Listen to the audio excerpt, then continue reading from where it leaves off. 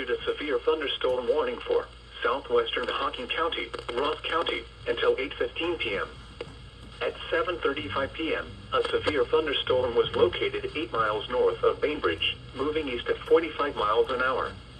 Hazard, 60 miles an hour wind gusts and quarter-size hail. Source, radar indicated.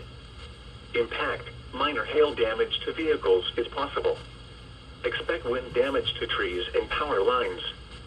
Locations impacted include Chillicothe, Kingston, Bainbridge, North Folk Village, Frankfort, Londonderry, Laurelville, Adelphi, South Salem, Bourneville, Andersonville, Mooresville, Latteville, Austin, South Bloomingville, Summit Hill, Knockemstiff, Richmond Dale, Masseyville, and Hallsville.